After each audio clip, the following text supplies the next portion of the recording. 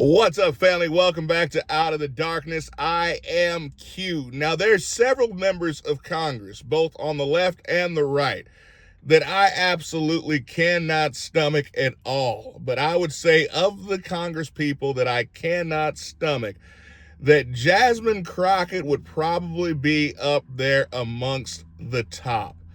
This woman is loathsome. She is loud. She is so incredibly incompetent. I would dare say illiterate. And I know that that's not something you're supposed to say about people, and Lord knows I don't like being ugly, and my mama raised me to be a good Christian. But this woman is absolutely terrible. She gets up on her grandstand and she tries to belittle people.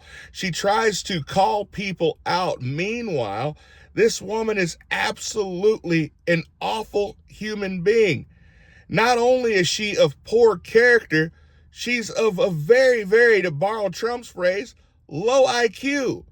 And so she gets up yesterday, and I'm not going to give her a pass. I'm not going to give her a pass because I believe that she was being malicious, and I hope that she comes under incredible lawfare as a result of this.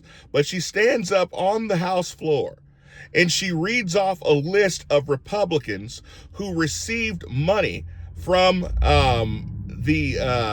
from Jeffrey Epstein.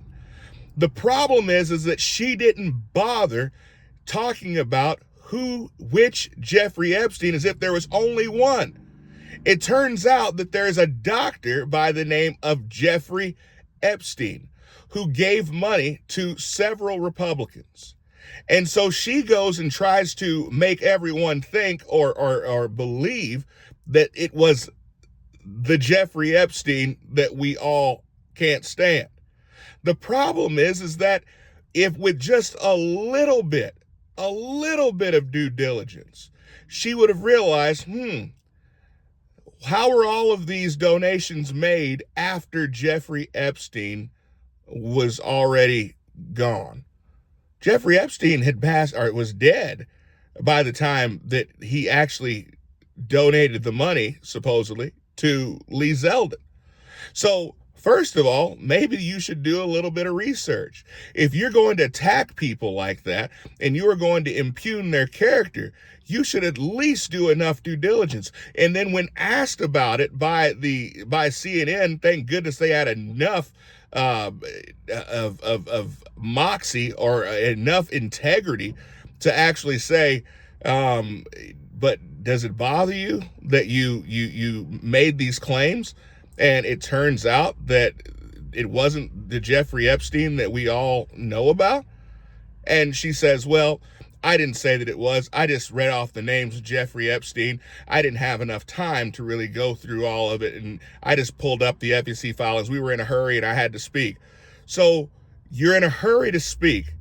You want to be the first to get up and grandstand.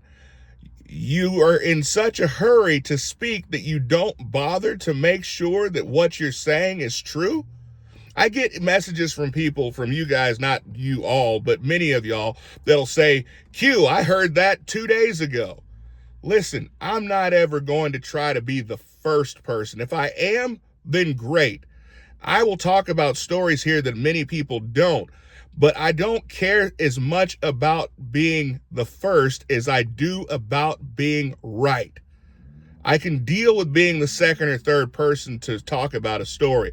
What I can't deal with is being the second or being the first person to talk about the story and have it completely wrong. I don't want to be that guy.